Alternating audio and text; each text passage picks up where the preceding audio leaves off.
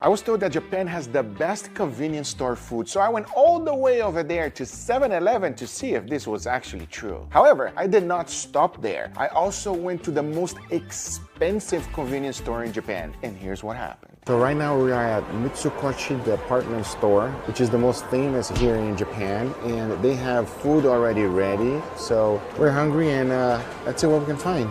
Look how fatty this turtle is. Wow. Something like that in the US will not cost this much. So right here we have the God of Steaks, $14. This is insane, everybody. I know what you're thinking. It is a bargain with those meats, especially Wagyu. But let's get back on track and find convenience store food. I mean, take a look at this store, everybody. This is a food stall that is expensive and fancy. 32,000 yen for the melon. That's an expensive melon. So this is 1,944 yens. It is so expensive that we're trying to find out the ingredients. They don't even know the ingredients that they have inside. That's how expensive this is. I say enough talking, let's go eat this thing right now. My goodness, so many food to try. Expensive department store. Tell you one thing, this is a big haul. The question is it gonna be worth it? Let's find out right now. Now this, let's open it up. Oh my God, I almost dropped the whole thing. Here's what we got. This is extremely fancy. Let's see.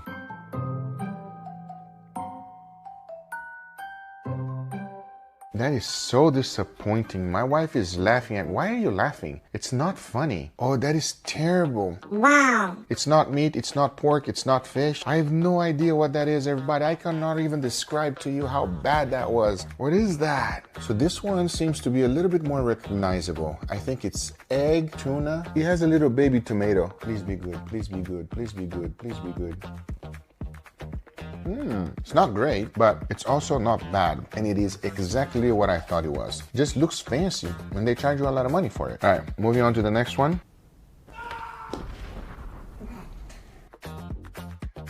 Oh, that's literally butter, man. That's just bread and butter. Damn it. Look at this. I'm not gonna eat it from the ground, okay? But it was a sun-dried tomato. Not worth it. Hold on. There's one more thing. An olive. Butter, bread, sun-dried tomato, and olive. What a waste of freaking money. Okay, what is this next one? I mean, I have no idea what this is, but it looks like some type of pink sauce. And then we got caviar or salmon eggs on the top. And then this white thing here, which I have no freaking idea what it is. Yeah, it's pretty, but who cares? I want it to taste good. Oh my God, oh my God. Each one is worse than the other, man. Oh, that's terrible. Try it again. So you know what it is? I don't want to know what it is. It's terrible. The only thing I like there is the fish eggs. It's making me want to cry. Wagyu beef sushi. Tell me right now, what are you thinking? This Wagyu is as thin as it gets. I'm talking about paper thin. And it has a little tiny bit of wasabi on top. Tiny bit of sauce. Oh, wow, that is amazing. That's what I like to call a 10 out of 10, will highly recommend. The Wagyu beef, it's very thin for good reason. The sushi rice underneath is delicious. Call me biased, but Wagyu beef is winning. We got one more box over here. My lovely wife is helping me, making fun of me at the same time, because she literally told me, don't spend that much money, you're crazy. This just don't look right. I mean, look at this. This one was double the price of the other one, okay? I'm gonna go with a safe one, which is the salmon. Take a look at this one. It's pretty. There's like a lemon on the top. It's just a lemon. Look at it, look at it, look at it. Would you eat that? I'm not eating the lemon. Okay. Cured salmon, bread, nothing else. I mean, I love salmon, so I'm never gonna say that it's not good. It's just because it's salmon, but it's not a good idea. All right, next one, we got the Pyramid of Egypt, everybody. What is going on over here? Here goes nothing. That's terrible. That is the worst thing I've ever put in my mouth. That's disgusting, man. Wow, you know, why are you laughing? There's a few more I have to try. I don't even want to try. So today I went to the market and we had a wonderful experience eating tamagoyaki there. Actually, one of the very, very popular stalls. It was an incredible experience. But now I got this version. This is the fancy version, everybody. Tamagoyaki fancy. I'm afraid. I'm literally afraid to eat these things now. That's not bad, but that's not great either. What a disappointment. This is a lot harder than I expected it to be. Okay, let's go to this one. What is this? Oh my goodness. They put some gold leaf in here. I don't want to take a big bite. I've learned my lesson. That one was delicious. Jamón ibérico, cheese, and something sweet, which I thought it was preserved fruit. That was pretty good. Check this one out. They put a flower inside, everybody. Oh, that is terrible. Everything in there was pickled, even the jelly, including the flour. Did not enjoy that one whatsoever. But there's one thing that I've been looking forward to towards the end. Because if anything goes wrong, I can always eat this as my last bite. That is delicious. Okay. Just because food is expensive does not mean that it's good. But hold up, check out the experience I had in 7-Eleven. So we got the good old 7-Eleven. Is it different from the one that we have in the US? Well, we're about to find out right now. They have some type of egg sandwich everywhere we go. 7-Eleven pudding. They also have some yakitori. My wife found melon Kit Kat. What the hell is that? Avocado Doritos? Candy type cheese. What? Japanese omelette, grilled salmon flakes. They also have some sushi. They have musubi? Yes, let's get this one too. Oh boy, that's a big haul. Gonna start first with the one that you will see pretty much in every single one of the convenience stores, everybody. It's very interesting how you open. They make it really easy for you to open. Check it out. I understand why it's so popular. Super creamy. That's just not eggs by itself. It also has some type of mayonnaise or something. I didn't think I was gonna eat the whole thing, but that is delicious. Moving on to the next one, we got spam musubi. Inside we got spam, cheese, and obviously rice and nigiri. I mean, I just love the combination of seaweed and rice. Savory, cheesy, and made with rice. It's good. I've been trying all the cold stuff. I want to try something hot. And I literally almost burned myself when this lady over there put it on the microwave, I believe it was. Check it out. Go first for this one right here. I believe it's chicken. I hope it's chicken. What do you mean by that? Oh yeah, not only is it chicken, it looks like they cooked it with charcoal. Very nice. Next one, we got these balls. I'm guessing they're chicken balls as well. Some crunchy pieces. Definitely chicken balls. Yakitori, not bad. From a convenience store. Next one, minced tuna sushi. Has to be good, right? Like that. We'll grab the sushi and we'll wrap the whole thing around and we'll try. I cannot believe this was from a convenience store. Oh, it already has wasabi. It is spicy, everybody. It started really nicely, and then suddenly it just kicked me in the head. Slightly spicy, a little bit sweet because of the sushi vinegar. The perfect Japanese snack. Next up, we got Doritos, but not any kind of Doritos. Avocado cheese Doritos. Check it out. What the hell? It's lightly sweet. It's good though. Don't get me wrong. It's very, very good, but it's sweet. That's like a dessert Doritos. That's what that tastes like. I'm amazed. Next up, Japanese omelette. Looks incredible. Let's try it. Ever since I was little, I've been fascinated with Japan. From the food to sightseeing, everything to me is new and exciting. It's a country that I've been dreaming about visiting my whole life. And the first step is to get there. From New York City to Tokyo, Japan. This is my experience flying first class.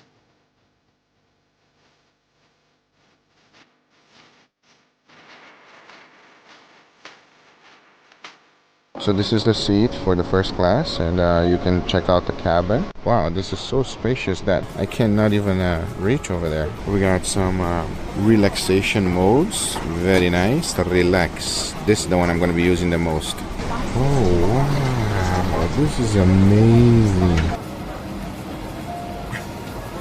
This is so different than the previous flight, because on the previous flight I could barely move around, and here I have quite a few room, which is very nice. To get to New York, I first flew American Airlines. There is a huge difference between business class and first class. It was a big wake-up call.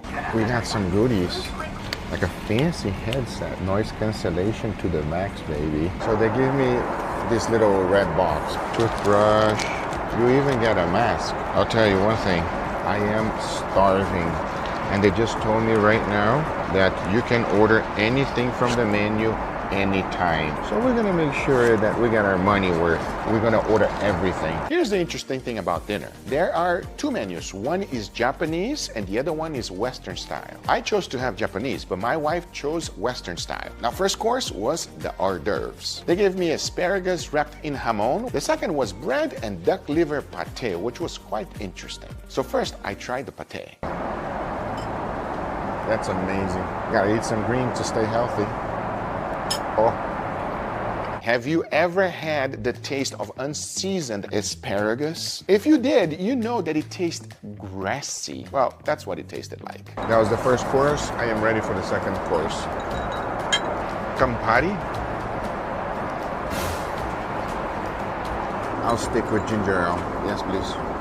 But then the next course arrived. The first thing they do is set up the table for you. And this is very nice. Oh, that looks amazing. Oh my God, looks so good.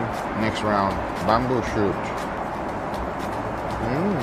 Is bamboo shoot really bamboo? Bamboo shoots or bamboo sprouts is whenever bamboo is starting to grow, that little piece that comes off the ground is edible. Interesting enough, it does not have a lot of flavor to me. But since it was combined with seaweed, it took the flavor from it. So my wife chose the Western menu. They got prosciutto, bread, apricot. I'll stick with the Japanese. Okay, next up, check out the crab, everybody. Oh wow, it's like pickled, but also at the same time quite sweet. I don't think this is imitation crab at all. Absolutely delicious. As you can see, I really liked the crab. It was really good. Next up, it was shrimp and clams. Those two things were okay, but for sure, the shrimp was way better than the clam. Now next up, this one caught me by surprise. You had mushrooms before, right? So have I. Usually mushroom takes the flavor of whatever you're cooking it with, but I never had anything like this. All right, mushroom time with a little bit of this sauce. That is incredible. I've never tasted anything like that. That was a shiitake mushroom, but what I don't know is what was actually in the sauce because it made it taste like a steak, everybody. And the next thing also surprised me quite a bit. That's like a root. I'm discovering flavors that didn't even know existed, everybody. That was like 100% vegetarian dish, no meat at all. At the same time, that mushroom tasted like a steak. That's all I can say about that. But enough with the vegetarian dish. It was time to try some meat, and this is what was next. It tastes amazing. Savory and slightly sweet. What the hell? What is this inside? Let me show you guys. Check it out. I mean, take a look at it. This black thing inside of it, it's making it sweet. 10 out of 10, will highly recommend. Come to find out later that that was plum sauce. And here's the next course, just like that. Look at this. It is beautiful. Take a look at that. It's a little slimy. What in the world is that? Tastes a lot of seaweed on the soup. Reminds me of shrimp cake or shrimp dim sum to be specific. That was a good soup. Right after that soup, the next course was up. So this one is sashimi.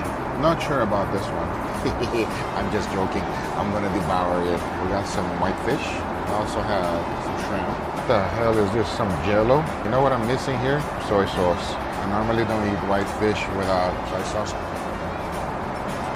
Just tastes like white fish. Oh my God, what is this? So here's when I found out that they really give you soy sauce, but completely different than what you would expect. Why is this so jiggly? What is that? Oh, okay, I see where this is going. So you grab this jiggly thing right here and you mix it with the fish because that's nice and salty, and then you got your bite. That was amazing. But as I was super excited eating and enjoying some nice seafood, this happened. Can you guys see that? They did not devein the shrimp. So I'm gonna take upon myself and devein the shrimp. Good. Now that it's deveined, let's give it a go. You know what that tastes like? Cocktail shrimp. Let's move on to this. What the hell is this? Wow, it's some fish jello. I'll be honest with you, this course was not my favorite. And now it's time for the main course. So this one right here is the roast beef. It has some sauce. We also have here something that I have no idea what it is. That's some pickled vegetables and also miso soup. If there's one thing I love is white rice. So the beef is actually sweet. Bamboo shoot rice, never had it first time, let's see. pretty good. Not gonna lie. This concoction over here that I have no idea what it is. I think it's miso. I mean, it tastes amazing. The texture is very, very, very fluffy. It's great. Talking about miso, let's give this one a go. Oh, I love miso soup. Very nice main course. From the Western menu, my wife just got a sea bass, and I just want to show it to you guys. I'm sorry. It looked a lot better than this, everybody. My bad. Man, I want to try this one, not gonna lie. Very juicy, very flavorful, perfectly cooked. Here before I eat the whole thing. Next up, caviar, everybody. Got the caviar pearls right there. Some of this waffle. Is that even a waffle? I don't even know. Put it right on the top. Salty, savory, exactly what you would expect. They also give you this ball right here. I think it's cream cheese. So good. So my lovely wife got the filet mignon. Let's see if they hit the temperature in the middle of the air. Medium, huh? I think they nailed it. It's nice and tender with a little bit of the potato and everything combined together.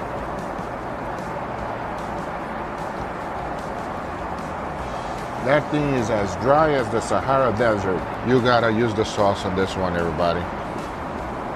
Much, much, much better. But don't you forget about dessert, because this one was quite weird. Like most of the things on this flight, I have no idea what it is. What the hell is that? It's lightly sweet, not too sweet. You know, usually in the US, when we eat the desserts, it's extremely sweet, but not here. Later, I came to find out that it was black sesame pudding. I mean, how am I supposed to know that, right? Now this was my favorite part. Time to sleep and rest. Check this out. Now, the wonderful flight attendant just came up to me and said, like, whenever you want, let us know. We're gonna go ahead and make your bed for you. Wow, there's a bed. We got a bed. Good night. Never had I laid down all the way on a plane like a bed, everybody. It was literally the first time. I slept like a baby. Good morning, everybody. I feel refreshed. But now it's time for breakfast. Enough talking, let's eat. There was also two options. You could choose Japanese breakfast or Western breakfast. My flight attendant made me a suggestion. She said, go with the Western breakfast. We got the breakfast. We have kind of like a Novolux bagel with some cream cheese and capers. I also order, I guess it's like a Japanese egg. Now this one here really caught my attention. It's like some nori with sardine. Oh, that's so good. I'm so happy I went with this first. Surprisingly, I love the sardines and seaweed. It was amazing. I even ordered more. Can I have one more of that? Okay, so this one is the Japanese dessert one. I don't know what it is. Let's see. Oh, that's kind of sweet, creamy. So I'll leave that towards the end. And just because I haven't had bread yet, I gotta order some bread, everybody. Why is bread so good? Let's go for this bagel. Oh, I love salmon, I love fish. Overall, not bad. I went ahead and ordered some coffee and milk.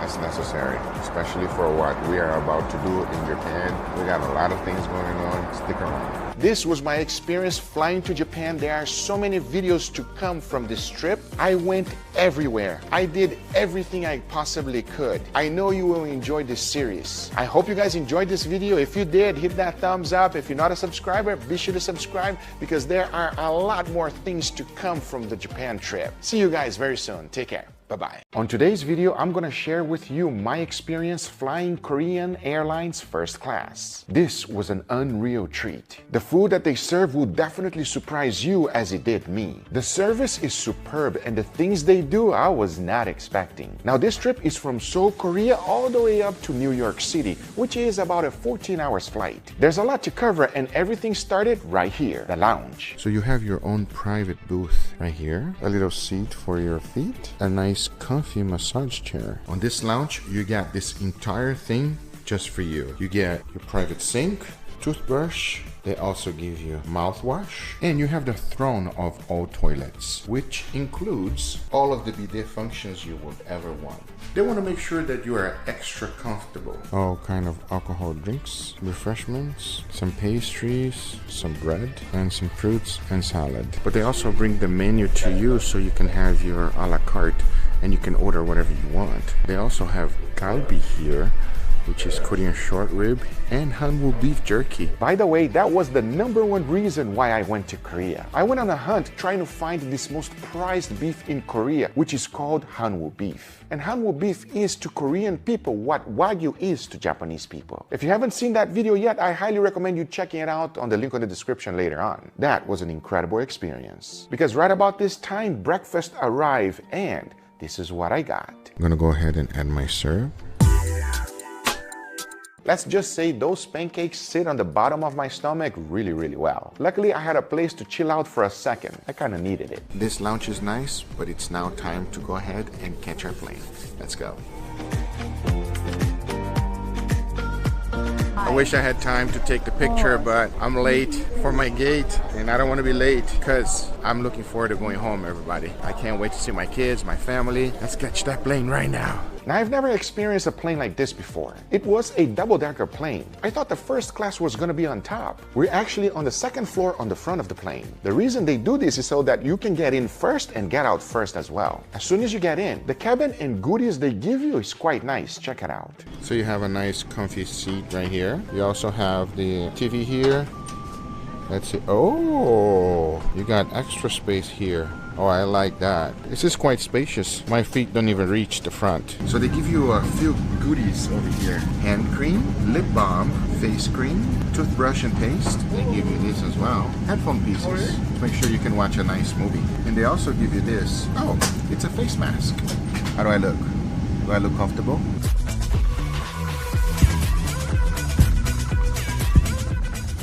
So this is the appetizer. I've never seen an appetizer like this. There's this Korean special fruit which I've never seen before. Let me show you. Have you seen this fruit? Let's see what it tastes like.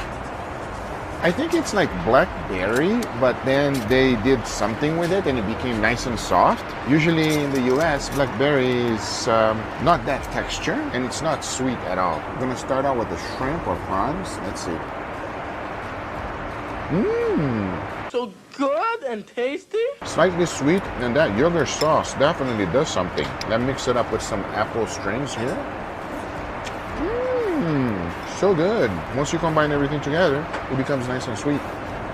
That yogurt sauce is so delicious. When you combine the fruits together, it's a little tangy. And there's also a cold scallop here as well. It has a good balance of acidity and also savoriness. Very good appetizer. Now let's see what's next. So the next one, we got a congee soup. Not a huge fan of soup, but smells interesting. It's okay, just not for me. Next up, we got kimchi soup.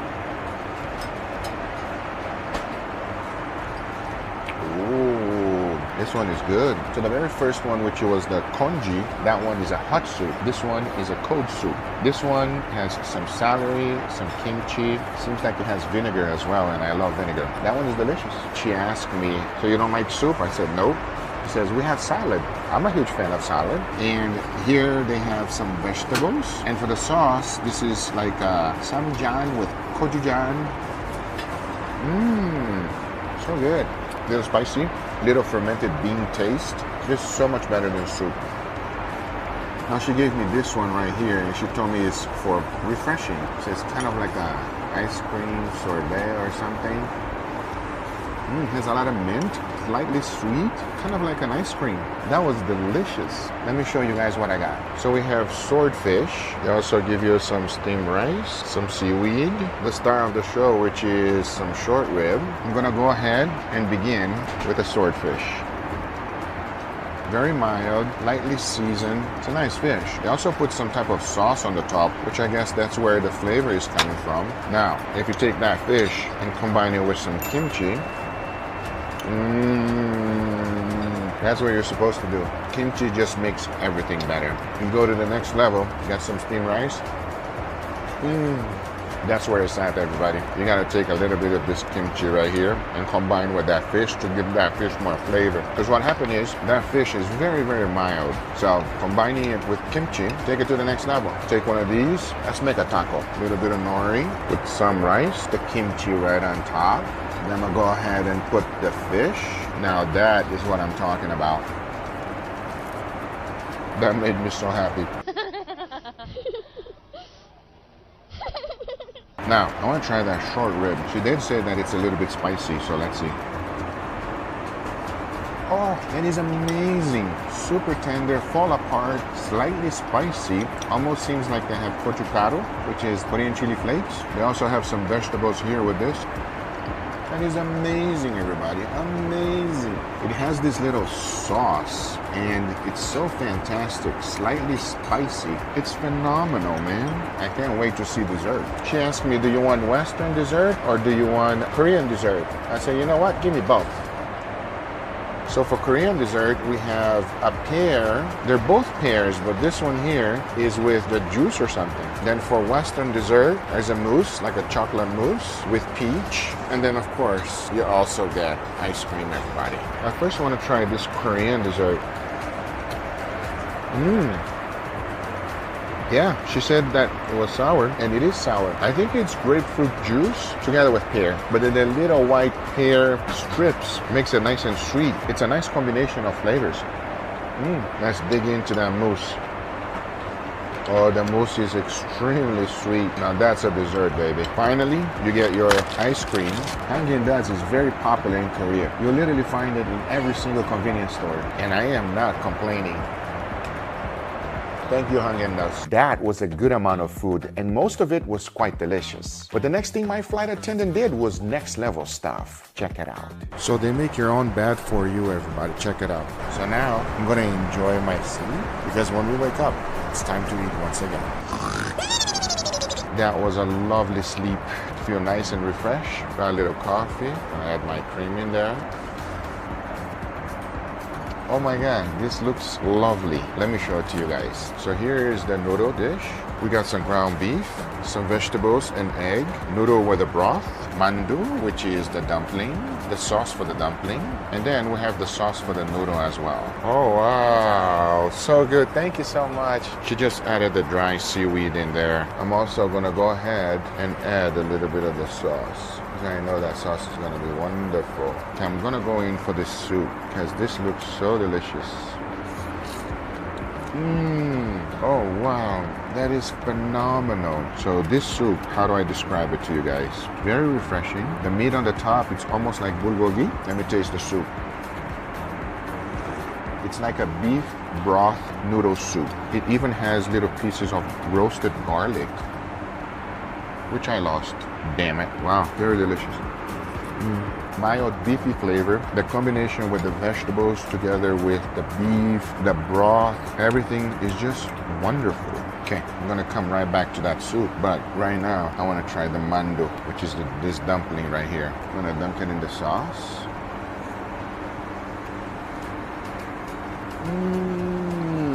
Inside it has pork. It's nice and soft because it's steamed. A little bit of vegetables in there. That sauce makes it nice and sweet and savory at the same time. I might have to ask for extra.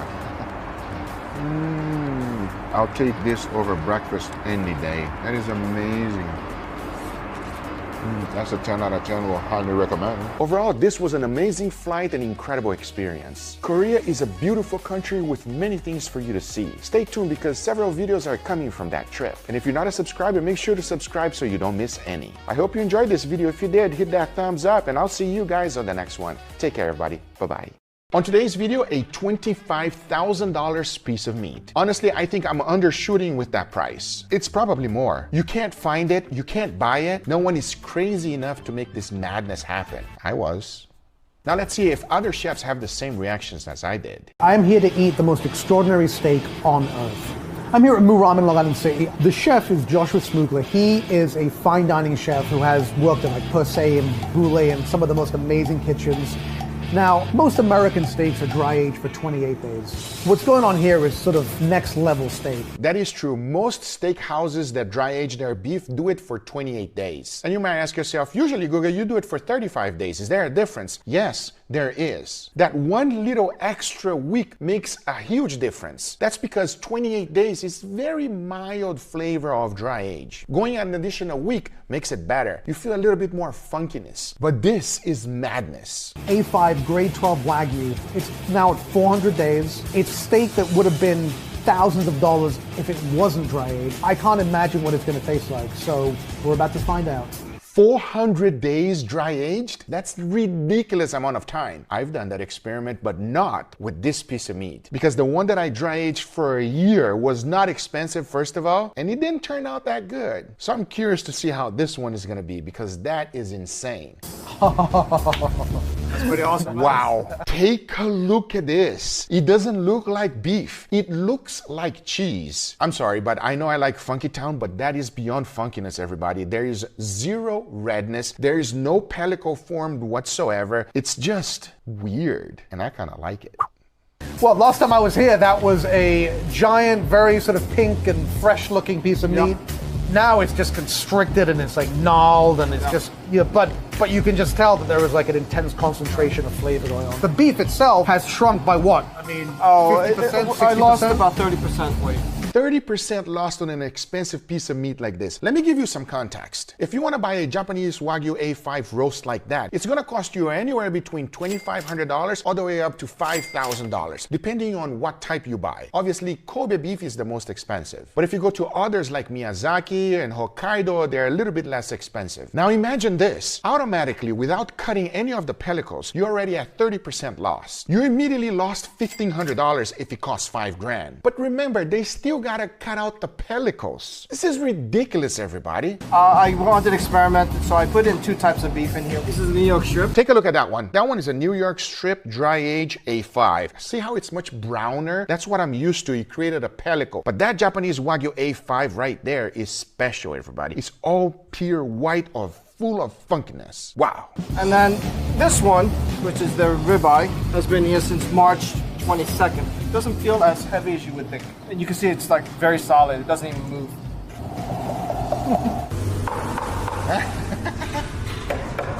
There's no moisture inside. No. Basically what you're doing with dry aging is you are trying to tenderize the meat and also develop flavor in it. Exactly.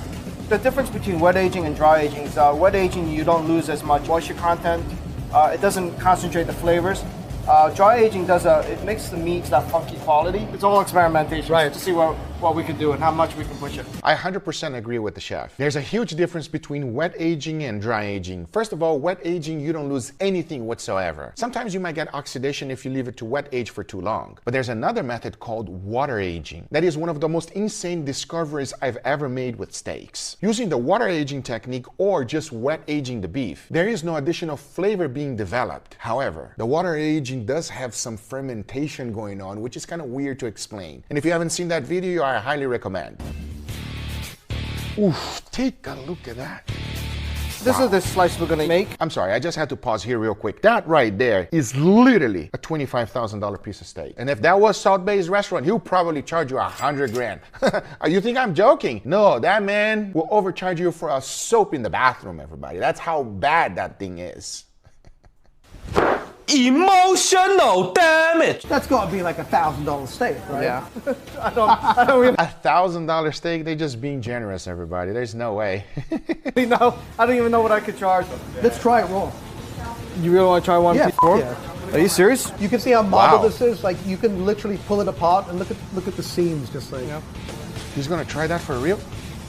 Wow. It's like cheese. It's like charcuterie. I absolutely love this guy. I would love to make a video with you, brother. He went ahead and try it without even cooking it, everybody. That's an interesting description. It tastes like charcuterie. That actually happened to me whenever I dry age things for too long as well, but nothing of this caliber. I'm ready to try this cooked.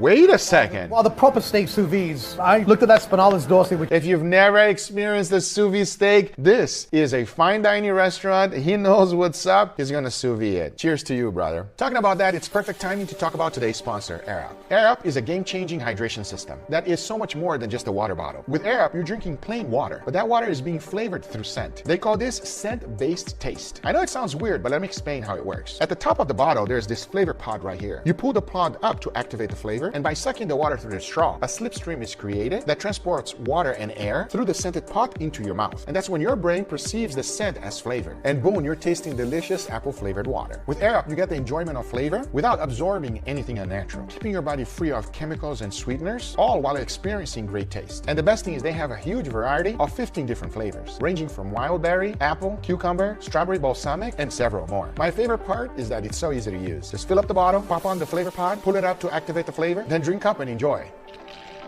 And wow, it tastes like apple. You're flavoring your water through scent. This is wild, guys, but it's just science. Guys, check them out in the description down below. Try it for yourself. It makes drinking water super fun. Thank you, Air Up, for sponsoring this video. Now let's get right back to it. Throw that in a pan. Let's just sear it off and see what happens. Nice. Now they're cooking the spinales, which is literally the best part of the cow. Well, not really, because we all know picanha is better. I'm getting to eat it now. Oof! Did you see that color? What? Similar thing happened to me when I cut mine when it was dry aged for only 35 days. But not like that. That is beyond extreme. I'm curious to see what it's gonna taste like. Oh my God, that's unbelievably good. That's pretty spectacular. The flavor is so, well, the fat, you could just, it coats your entire palate, right? Yeah. Your whole mouth is coated with that sort of furry, funky flavor. Oh, it's funky. So, of course, Josh sous vide it, and we're just gonna sear it off and try it, and I'm sure it's gonna be amazing.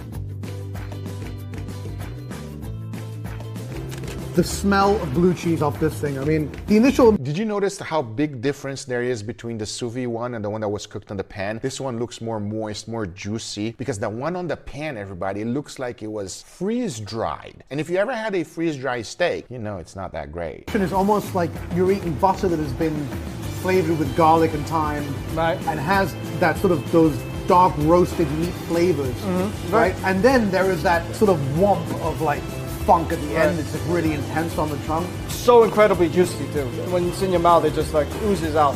At some point, somebody had to combine the finest Wagyu and the finest aging process. I just want to see what happens. Again, it's an experiment. Why not?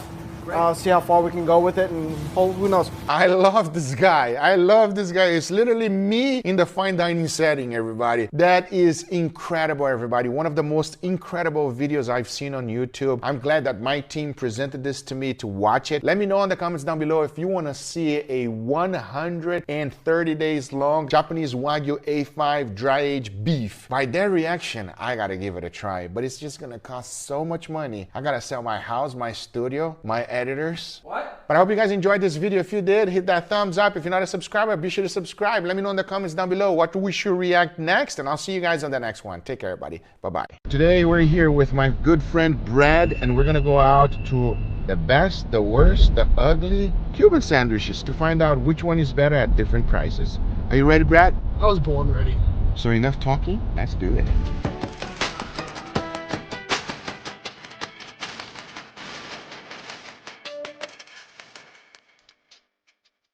First stop, the Cuban guys. A little bit less expensive. Let's see if it's good. I'm hungry. Early in the morning, 9 a.m. Cuban sandwich for breakfast. Let's go. We have the classic Cuban sandwich. Some pork, a little bit of ham, Swiss cheese. Usually they use Swiss cheese. You gotta have the pickle, but most importantly, bread. It's all about the bread. Cheers, everybody. Classic Cuban sandwich, man. Now I have it if you're in Miami. I think it's great. Yeah, I love a good fried sandwich. It's just pickles and mustard, ham, pork. Can't go wrong. Good bread. That's what it's all about. You know, that sandwich is okay. It's like fast food. It's nothing like, oh my God, I'll go out of my way to eat that sandwich. Well, according to the history board in there, this is like a working class sandwich. And in that term, I think this probably nailed it. Yeah. Like, there's nothing craft about it. Like, they didn't put in much effort, but you know, if I was really hungover and that's all I had, I'd be all right. It's fast food, it's okay. But now, I'm gonna take Brad to eat some croquetas. You come to Miami, you have to eat croquetas. Islas Canarias is the next stop. Let's go. Croqueta, everybody. Oh. Isn't it good? Yeah. Yep. I wish I would order more now. Traditionally, you're supposed to do it like this. You got a little salty cracker, and you make a sandwich. You put this right in the middle, and then you go like that, and then you make a sandwich, and then you enjoy it. I don't like it because it's kind of dry, so I'll leave the sauces behind, and I just eat this. All right, next up, we're gonna go to the most popular Cuban place there is in Miami. It's called Versailles. It's in every single movie that they make. So apparently it has to be good, right, Brad? We'll find out. You know, sometimes tourist traps can be just for show, not the true Miami, but you know, that's what today's all about.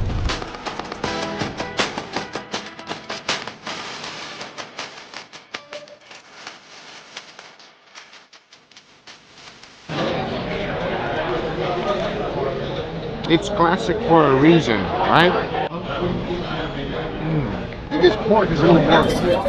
Like it's like you can see by the bite of this guy, it was mostly the pork. It's kind of gray looking, kind of dry. So I think when I get in the middle, get some more cheese and thick in the middle, we'll be alright. Yeah, they actually have a lot of cheese. Very, very cheesy, mine at least. That was Versailles. I'm quite surprised that I ate the whole thing. What do you think, Kat? I think the bread here was a lot better than the last place, but the pork was a little on the dry side. I must have been real hungry, everybody, because I finished the whole thing. I was starving, I gotta be honest. Definitely not a bad sandwich. That's the reason why it's the most popular one in Miami. Right now we're heading to Sandwich, which is going to be our last pit stop for the day. But before that, I want to take Brad and Nick to Hometown Barbecue for them to give it a try. I've never been there as well. Don't know if it's good, but we're going to find out. It's glistening. And let's see tenderness. Ooh, it's tender. I'm pleasantly surprised. What do you think, Brad? I thought it was good. The brisket was tender. Could have used a little more smoke and a little more salt and pep. They're getting the cook right though, that's most important. Sausage was good, cheesy, all around, solid plate. The queso though, wow. The brisket queso was fantastic. That was pretty much my favorite thing that I ate there. Pastrami pork belly, surprisingly delicious, even though it looked like it was a little bit crispy, but it wasn't. Yeah, it looked a little on the burnt side, but it had great flavor. That was the barbecue, great stop. I'm getting a little bit full, but we got the last restaurant to go to, and it's called Sandwich, and supposedly it's one of the best, even mentioned on the Michelin guide. I don't think I've ever had anything that's been recognized by Michelin guide before, so I'm pretty excited right now.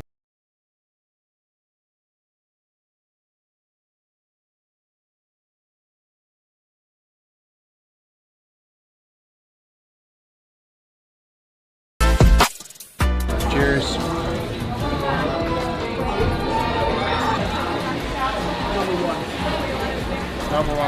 I would come here on a regular basis if I lived in Miami. It was tasty. The bread is nice and fluffy. The amount of meat was good to me. The ratio was perfect. And it was extremely soft because they chopped everything up, unlike the other ones. I gotta say, this one was definitely my favorite. Brad, which one's the number one? Number one is Sandwich here. Number two? The Cuban guy. Oh, wow, impressive. I don't know if it was just the one I got at Versailles, but you know, the mustard and pickles were pretty much non-existent. The pork was really dry. I don't know. It just didn't do it for me. They're all okay, but the sandwich definitely, at least to me, tasted better. I hope you guys enjoyed this little tour of Miami Cuban restaurants. Cuban sandwiches, not restaurant. If you did enjoy it, hit the thumbs up. If you're not a subscriber, be sure to subscribe, and we'll see you guys on the next one. Take care, everybody. Bye-bye. There are so many lies about steak. Today, we're gonna cover every single one of them, which ones are true, which ones are lie, and most importantly, how to cook the best steak. Let's begin. The first thing is choosing the right cut.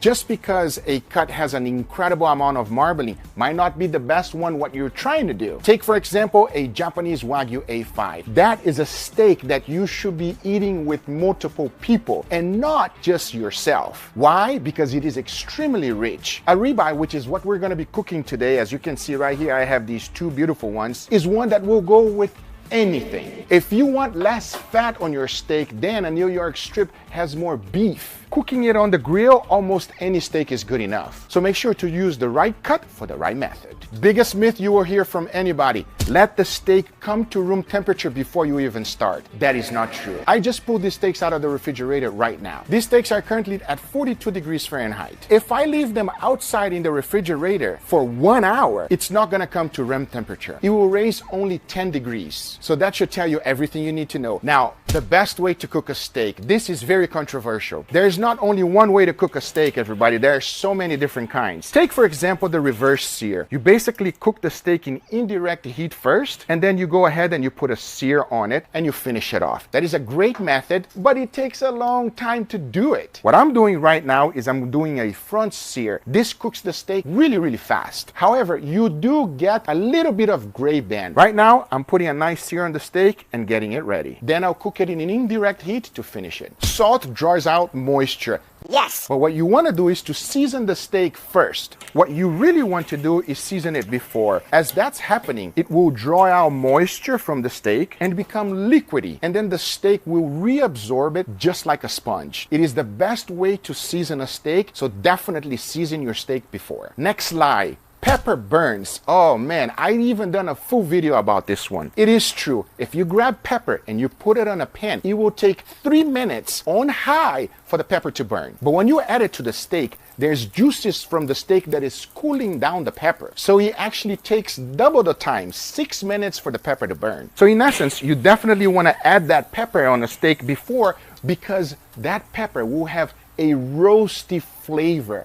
We all love roasted flavors on steaks. Definitely use pepper before. And my steaks are getting nice and seared already. Sear steaks, seal juices. That's such a lie. Look at Angel right now. Angel, come in real tight in here. Look at the juices. Those juices, the fats and everything. The juices are not going to be sealed inside. If I cook this steak in indirect heat right now, you will literally see juices come out of it as it's getting hotter inside of the steak. Grill marks. It's the worst thing, everybody. You don't want grill marks on your steak. You want a nice golden brown color on your steak. That is the key.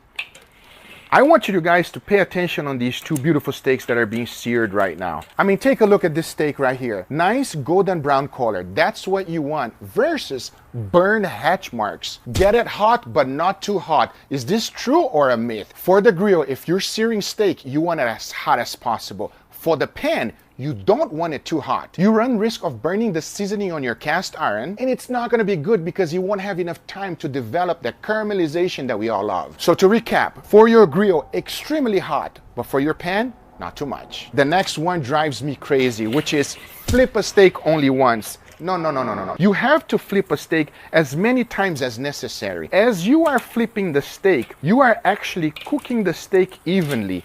And most importantly, it is giving you a visual cue of what's happening so that you can stop at the right time. This is probably one of the worst things most people do. They think a crunchy crust is better crust. You want a golden brown, nice, soft crust. If it is too hard whenever you're taking a bite, it is not enjoyable. I've done this with multiple people, and the results always are the same. Nice, soft, golden brown crust is the way to go. So pay attention to that crust. Get it nice and beautiful as long as it takes, and avoid burning it. Burning crunchy crust, it is not desirable. This is a good one. Medium rare steak will kill you. It's still alive and oh, it's mooing. It's not. A better steak is medium rare. Believe it or not, inside of the steak is very, very safe to eat even raw. The problem is the outer crust whenever the steak is cut. That is one of the reasons why we sear steaks. So having it medium rare is the best way to have a steak. However, we don't judge. If you like your steak medium or well done, it's okay. You're not getting the best results, but I understand why a lot of people don't like to eat it that way. Now I'm talking a lot and give you guys as many pointers as possible, and at the same time, these steaks are fully seared already. Now here's a really good one, and this one is for you, Gordon Ramsay. Measuring your steak doneness by poking on your hand, on your cheeks, on your belly, on your butt, wherever it might be. That doesn't work. If you are a professional chef like Gordon Ramsay, and you have cooked thousands of steaks, that will work, because you know exactly what to look for. But because Gordon Ramsay has done it so many times, he doesn't need a thermometer. We normal people do. But with time, you will develop the knowledge of pressing the steak just like this, and by pressing it, you will know if it's medium rare or not. All right, let's take a look at these two beautiful steaks right here. I have a bone-in ribeye, right, which cost more money because of the bone, and I have the same exact steak, which is a ribeye and no bone. So the thing is, bone-in steaks are better, taste better, are more delicious. Oh my God, that is such nonsense. It's not true at all. What it is true is that the bone will help insulate the steak, leaving this part right here of the steak a little bit more rare than this part of the steak here. But it does not affect the flavor, or is it a better steak? Not at all. Now I'm gonna let these steaks cook in indirect heat because I already got the sear that I'm happy with, and I'm looking for an internal temperature of 135. You must take your steaks out a little bit before, because as it rests, it will also climb up a little bit the temperature. If you want to eat your steak immediately after it comes off the grill, eat it. It's your steak. Now the question is, will it be better? No, it won't. Because if you let it rest, you are compromising the temperature of the steak, but at the same time, it will be juicier. Let your steak rest. It will be better. This one pisses me off. Seasoning your steak after it's fully cooked. That is not true. It is a lie. Take a big cut, for example. If you cook a brisket completely without any seasoning and then just seasoning it in the end, you're only going to be tasting seasoned meat on the surface. It works the same exact way on a steak, but it's much thinner. It is okay for you to adjust your steak in the end. Don't add too much in the beginning. If you season your steak too much in the beginning, it might become over-seasoned. So season it a little bit less and adjust it in the end, but always season your steak before starting to cook. And if you want a better result, season it a day before. As we're having a nice, beautiful conversation, my steaks are now fully done. To finish the steak, I always like to add a little bit of butter on the top, everybody. It's just sensational. Sensational. Now you can also do this as you are searing the steak, but the searing will take longer. However, because the butter will burn, it will actually produce an incredible flavor. My steaks are done. I am going to set it on a cutting board and I'm going to let it rest. I am not Gordon Ramsay, but I have specialized myself on cooking perfect steaks. I hope you guys enjoyed this video. If you did, hit that thumbs up. If you're not a subscriber, be sure to subscribe. Remember, everything I use is always in the description down below. And we'll see you guys on the next one, because now we're gonna chop it up as we're hungry. Happy holidays. Thanks Dow Strong for sponsoring this video. If you ever watch any of my videos and you see the comments below, 99% of the people think that we eat this every day. It is $1,000 steak, a Japanese Wagyu A5. Today I'm going to show you what we normally eat on a daily basis. And I'll tell you one thing, it will give this a run for its money. Everything starts off with the best part of the chicken thighs. We want to cut it in nice 1-inch pieces. And the reason for that is so that it cooks evenly. And remember, thighs are way better than breast. Yes, sir! You want to chop up some onions real fine in small little dices. You want to use a nice large pan. It can be non-stick if you like, but this one will get a better crust on the chicken. Now the whole deal with this recipe is that it's affordable, so we're using cheap oil. Yes. Reality is we don't use Wagyu fat all the time, everybody. So we want to coat the pan really nice with a good amount of oil. And we want to get this pan nice and hot. Add your chicken in there. Notice that I'm making a good amount, everybody, and there's a good reason. This is really addicting and really delicious. Now notice that I did not put any season whatsoever right now. We just want to get a nice golden brown color on this chicken. As you guys can see, I'm starting to get a little bit of color. That's exactly what I'm looking for, as now it's time to add the onions. Now I want you to notice the amount of onions I'm adding. Even if you don't enjoy onions, trust me on this one. In the end, you will barely feel it. Now we want to stir it until we get color on everything. We just like frying all of the ingredients together. I want you to see one thing, everybody. On the bottom over here, we're getting a little bit of fun. You really want to scrape this off.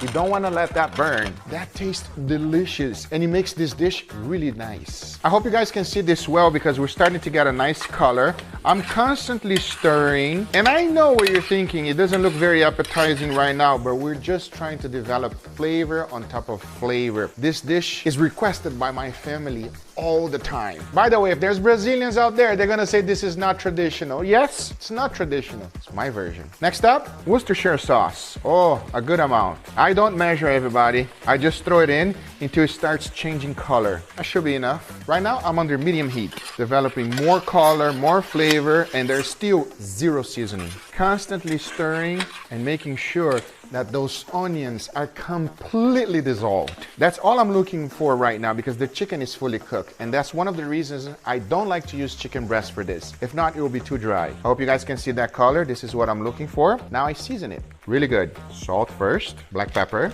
You can use fresh garlic, but garlic paste makes the job easier, and this recipe, it's all about making it easy. Use garlic paste, everybody. Before moving forward, I want to thank today's sponsor, Strong. Everyone knows I love Strong knives. I love them so much that I've decorated 2 studios with them. I'm a huge fan of the high quality materials, razor sharp steel, and beautiful designs. But today we're going to talk about their newest series, Strong Spartan Ghost series. Just take a look at these knives. Wow. Absolutely stunning. They have Japanese laser knife geometry, creating an extremely sharp blade. American powder steel, which stays sharper for longer. And it's way more durable than non-powder steels. They have a diamond-like coating, which helps prevent corrosion that is typical for other powder steels. They also have a D-shaped handle for tactile feedback and precision. All of that plus a cool leather sheath. I have every single Strong knife that they ever made. And this series here not only impressed me, but honestly, this is my favorite series. It makes you look like a Spartan, if you know what I mean. Go get yours now before they run out. Links will be on the description. Thank you, Strong, for sponsoring this video and making this awesome series. But now, let's get right back to it. Now that we're almost there with color, let's taste it for seasoning. Tastes good already, just as is. Next up, a marinara. You can use any one you like. If you wanted to do it from scratch, you can. In Brazil, a lot of people even use ketchup. I don't like it with ketchup. I like it better with marinara sauce. Add the whole thing in. Now we mix. Bring the heat back up, not too high, under medium high. Now the next important ingredient is this one here. You can use heavy cream, you can use cream cheese, but it will never be the same. If you are unfamiliar with table cream, let me show you what it looks like. Now a lot of times there's some water on the bottom. That I like to strain it. Now we add that in. Now you might be asking, how much should I add? I look for color, honestly. You see, this color right now is a little bit too red. So I'm gonna add some more. Wow, this is the color I'm looking for, everybody. Now this next part is very important, and you're gonna taste for seasoning, and you wanna taste more the sauce than the actual chicken. This needs a little bit more of salt. Mix, mix, mix. Make sure you clean your spoon. Taste it once again. We're getting there, little by little. Don't add too much right away, because you can mess it up. Mix a little bit more. Money. And here's how I like to serve it. Pair this up with a good amount of white rice, some shoestring potatoes, and it's done. It is as simple as that, everybody. It is family meal style. It's not fancy. It is not expensive. It was made to save money and feed your family well. Oh, I'm gonna eat well today. It tastes delicious and incredible. This is like one of the most savory meals that I've eaten. So much texture on this. You have that creaminess from the actual sauce. You have that chicken, nice fluffy rice, plus that crunch from the potato sticks. Full of flavor, full of texture, and an incredible dish. I love this. I love how Leo keeps talking and we just keep eating. I got things to do, Leo. This is why we eat this all the time, guys. It's so easy to do, and it's so freaking amazing. You guys gotta try this one just to understand how good it actually is. And it's actually one of those very simple to make recipes. It is as easy as it gets. You don't need a lot of ingredients. Like I said, it's my version. It's not the traditional version, but my version is just better. Let me know in the comments down below if you would like to see more recipes like this, that it's nice, home, simple made, that we actually eat during our normal days. We'll make some more. I hope you guys enjoyed this video. If you did, hit that thumbs up. If you're not a subscriber, be sure to subscribe. And if you want the written recipe for this and many more other stuff, everything is on my book, everybody. Make it, you won't regret it. Take care. Bye-bye. On today's video, I was able to find a person that is more insane about meat than me. If you love dry age, you're gonna like this one right here, because this one is about to get crazy real quick. 2 of my favorite things on earth are dry aged beef and prime rib. When you combine the 2, that's what I want to eat. We're here at Muram in Long Island City. A year ago, we had some extremely long aged Wagyu. Yes, I remember that video, everybody. I reacted to that video. That thing didn't even look like beef anymore. It looked like cheese. That is something that I hope one day I am crazy enough to make it. I've dry aged steaks like that before, but it wasn't as extreme as this guy. Well, we're going to see if we can replicate that success using prime rib. Let's go. What you are doing is basically doing a classic prime rib dinner in a ramen joint in Long Island City. I just want to experiment with me while I can and the different processes. And I love both of these guys. Chef Nick and Joshua know what's up. They know about beef. This is going to be really good. And I've done a lot of research on how to make prime rib. And I'm hoping this will hopefully be one of the best prime ribs around. So real quick, right there you can notice a few things. That is a full rib, which is a 7-bone full rib. I can also tell you that it's prime because that is thick. And obviously it's bone-in, which is even more expensive. He seasoned it, I'm pretty sure he dry brined it so that the seasoning can go inside deeply into that meat, especially the salt. And also it's tied up so nothing will fall apart. This could revolutionize prime rib as we know it, right? Well, I don't know, it's very expensive to do it this way, but... What did I say? That is ridiculously expensive, everybody. I'm gonna shoot it under over here and say that this is literally $1,000 piece of meat. Now, if you portion it, a nice big thick steak like that, $150 cost for each one plus the restaurant fee. You're talking about each individual steak once it's completely done and cooked. $500 a piece of steak. Now, would you pay that? That's a lot of money. Generally speaking, a good Wow. prime rib or rib roast, most people dry age it for like 45 days. I've done a few times where 90 days, 110 days. 35 days to 45 days is the perfect amount to dry age it. You feel a little bit of the funkiness, but not too much. Once you start passing the 100 days, everybody, things just start getting weird. Extremely weird. That flavor doesn't get into the center so much. Right. That's true. So the flavor components aren't quite there. So I thought, you know, if we try over 200 days, double it, it might finally get to the center. That is a sick man. He's sick in the head. This is the Nutella dry aging experiment, so let's do it. Just like me, everybody. We're both sick. 200 days. You know what? He got balls. That's what it is. I give it up. He got big balls, man, and I like it. Oh, wait, hold on. I don't like his balls. We are actually confying it in dry aged fat. This was literally about 100 pounds of fat. And then we rendered it, and this is how much we got from that 100 pounds. 100 pounds of fat. That is a lot of fat. To render that whole thing down, it is a huge pain in the butt, everybody. I said 1,000. You should probably bump up the price quite a bit more. We have about 20 quarts of dry aged fat. This dry aged fat is about 90 days, between 45 days and 90 days. So it's a combined. So an average is probably about 60 days. So he's talking about confit, but I want you to notice exactly what he's using, everybody. Sous vide. It's being sous vide in fat. And if you know me, I've dedicated an entire channel for sous vide, and I love it. And it is one of the most successful way to cook any protein to make sure that you don't overcook anything. That's why he's using it. He doesn't want to it up. Confit is a classic French technique traditionally used for preserving meats like duck and goose. But it's a great way of slowly cooking something so that you can really get it to a perfect temperature and not overcook it. But that's not confit, everybody. He should say it like it is. Confit is being cooked in fat. That's what it is. That's sous vide. Notice that he has a circulator, a thermometer in there. He's monitoring the crap out of this thing because he don't want to mess it up. I don't blame him. That's a lot of money. 57 hours later, we are at 129. 57 hours later? No, there's no way that that's 57 hours later. No, really, how long did it actually go in here for? It's been in there since 8 o'clock. Right now it is 4 o'clock. Okay, that makes sense. I guess he was just joking. A lot longer than you actually expected, right? Much longer, way longer, Yeah. almost double the time. And here is the moment of truth. Wow. Wow. Pretty awesome. Look at that thing.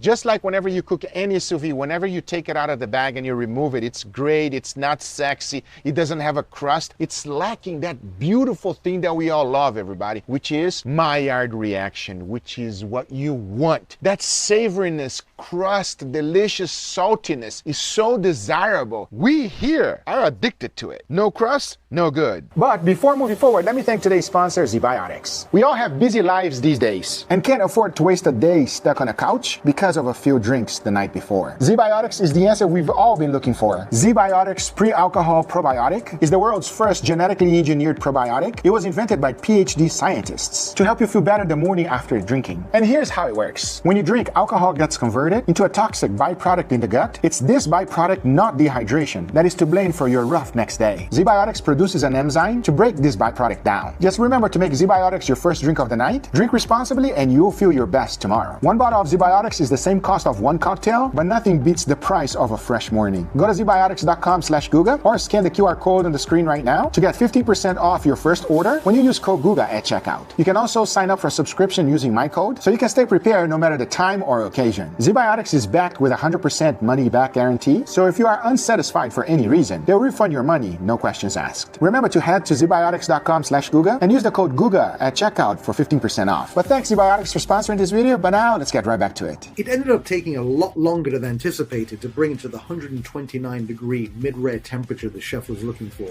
Frankly, that's overcooked for my taste, and it also meant that I had to wait longer to eat this wonderful piece of meat. He's seasoning it again, or did he never season it previously? Now I'm quite curious about this, because if he did not season it previously or let it dry brine like I thought at the beginning of the video, the middle of the steak will not have any seasoning, and that's not a good thing. He's going all out. I'm sure he's seasoned it before, and he's also seasoning it now for a better crust. At least that's my hope. Let's see. This is at the very end. It's still very, very red. It's just seeping like crazy. He liked it already, but he don't need to try it. He already knows. He already knows. We've let it rest now for about half an hour. It's actually quite cool to the touch on the outside. So we're going to put it in the oven now to do the reverse sear. And what are you going in, like 10 minutes?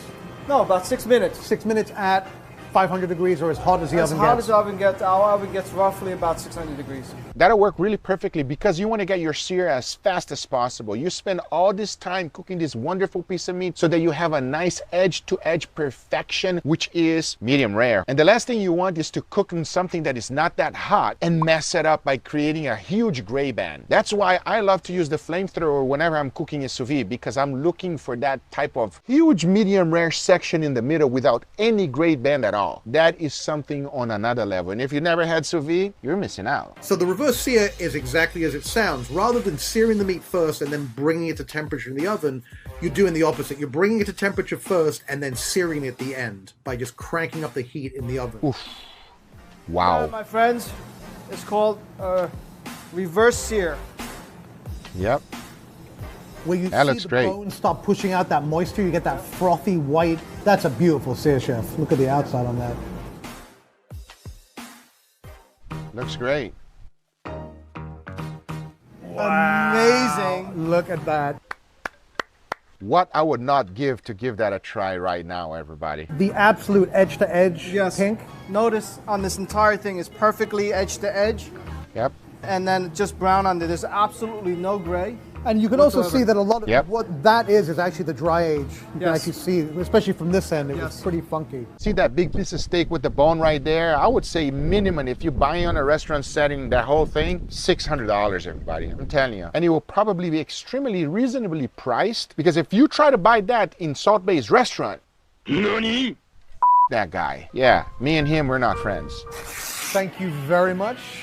Thank you. Right in. Thank you, chef. This is the moment that this 18-hour cooking process has led up to. Wow. Although I have a feeling this could be like one of those moments that my whole life has been leading up to. Oh my God, that looks amazing.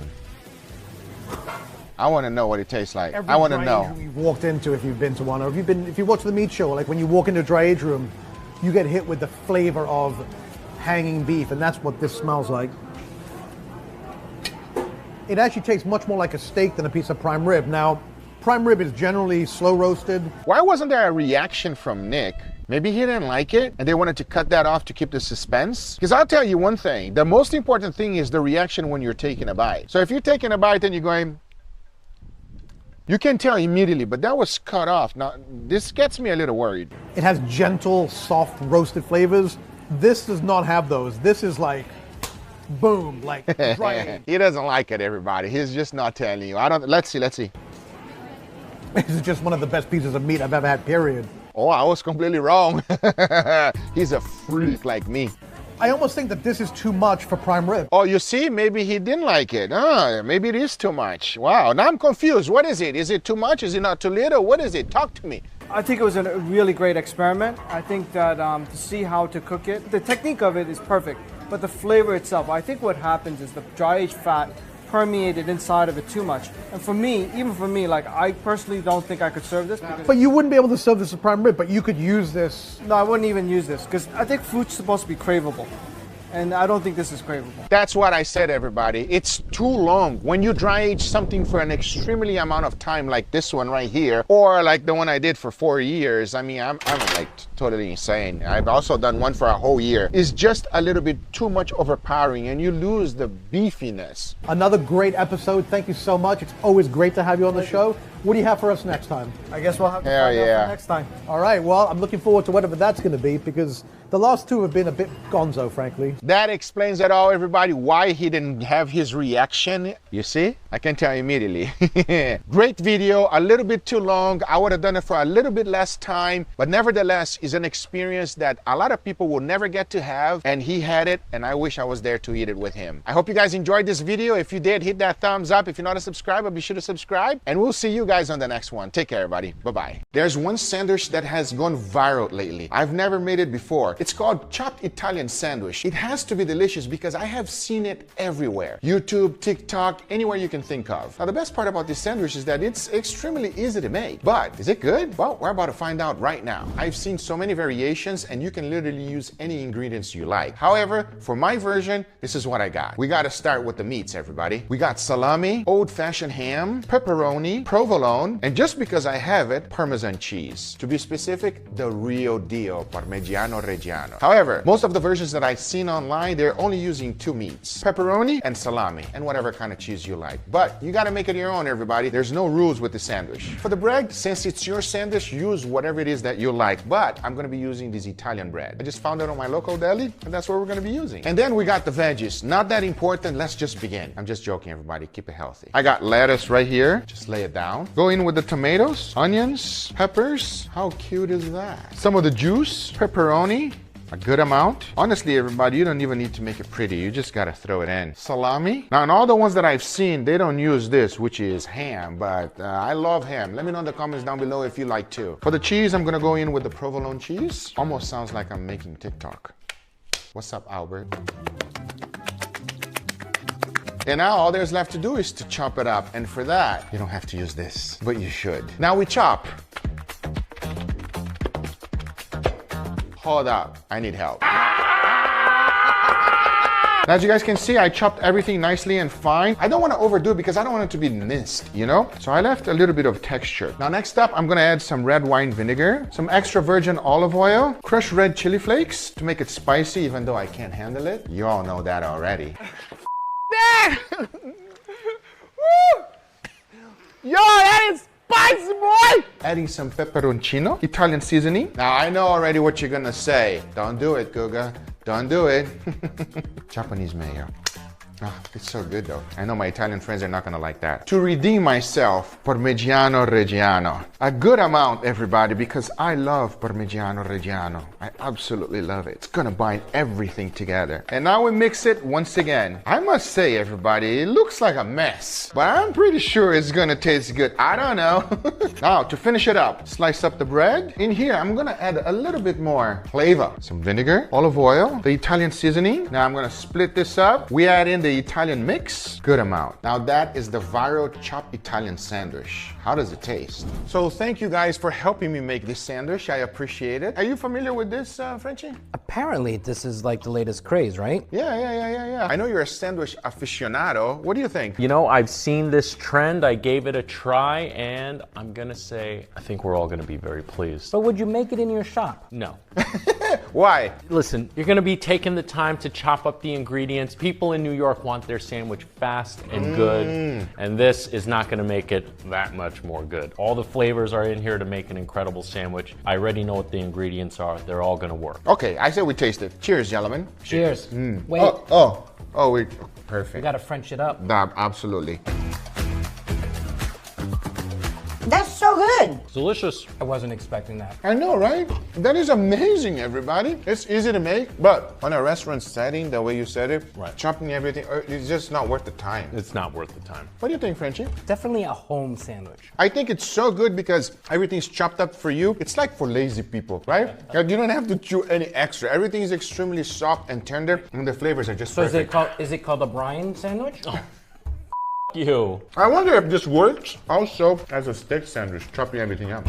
I think people do that already, right? You have like a Philly cheesesteak where it's Right. very much chopped up on the hot. Where they're doing it on the griddle. On the griddle, basically, yeah, right? on the flat top. It works. Listen, I do agree. It marries all the flavors wonderfully. Guys, I'll be honest with you. It is exactly what it looks like when you're making it. It is not a sexy sandwich, everybody. I will say that. When you're chopping everything up, mixing it all together, especially when you add the mayo. The mayo does make it a little bit more Creamy. creamy. That's a good word to use. But it is a delicious sandwich, easy to make, and I recommend you trying it at home. What about you guys? For home, definitely. Yeah, definitely. You know what? You can probably make this batch in advance, leave that in the fridge, and then portion it out for the whole family. Actually, that's a pretty good idea. That's a great idea, French. I didn't even think about that. Guys, those are the results. Make sure you guys go check out Chef Brian. Everything will be a link on the description, and so will Frenchie, our great, incredible burger man. That's what I'm gonna call you from now on. The burger man? The French onion soup burger man. Because I gotta say, this guy's French burger is just next level, everybody. Isn't it? That's actually the only reason why I'm friends with him.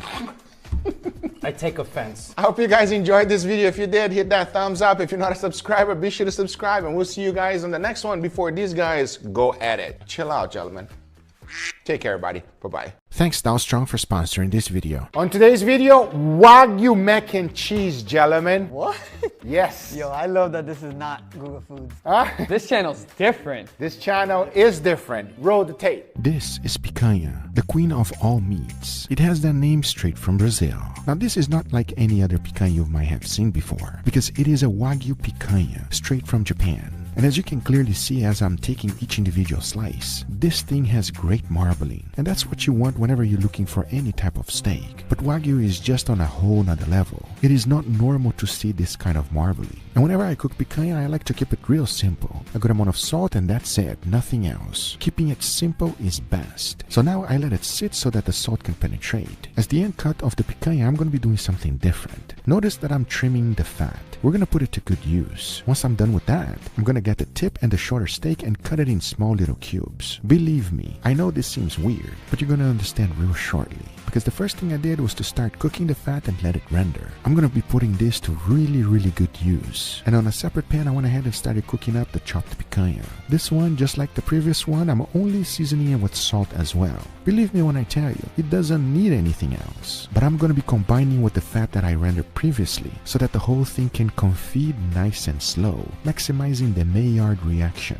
You've heard of bacon bits? This is picanha bits. Crispy, crunchy, full of flavor, and delicious. Now notice that I have a lot of fat left. So with that, I went ahead and strain it because we're gonna also put this to good use. Because the next thing to do is to go ahead and make some very flavorful mac and cheese. So into a pan, I threw in that Wagyu fat, brought it up to temperature, and immediately threw in all-purpose flour. The key here is to cook up the flour a little bit. Then I went ahead and added some cold milk. You see, we're doing something that is called bechamel. This mixture will start thickening up on you real quick. And when it did, I went ahead and added some cheddar cheese. I mixed that up real good until it became a very flavorful cheesy sauce. Next up, after cooking the pasta, I threw it right in. Because once it's fully mixed, I went ahead and started plating it up. First by adding a generous amount of that mac and cheese, followed by the picanha bits. And of course, for some color, I went ahead and added some chives, as the next thing was the most important one of them all. And that will be that Wagyu picanha steaks. Now to cook them, you better believe I went outside. Whenever you cook Wagyu picanha, the first thing you want to do is to put a nice wonderful crust. Keep rotating the grill and flipping it as many times as necessary, because once it was fully seared, I cooked it in indirect heat until it reaches 135 degrees Fahrenheit.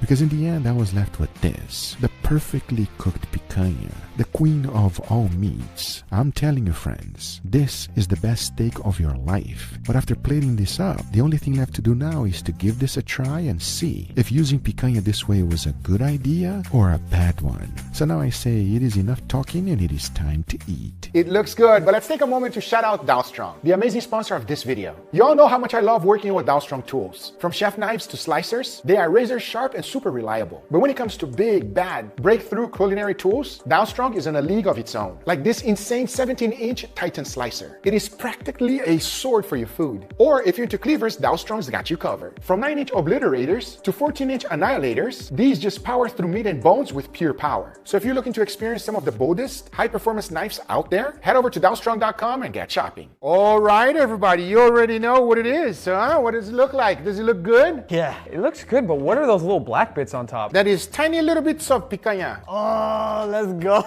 That's so much better than bacon bits right there. I feel terrible saying that today picanha should not be the star, all right? And I know you already said it in the beginning of this video that you love that this is not GUGA Foods because there's no experiment. It's just good food. You just get to eat, everybody. There's nothing going on over here. So, okay. So he pick up the plate to be first. This guy's greedy, bro. He's selfish.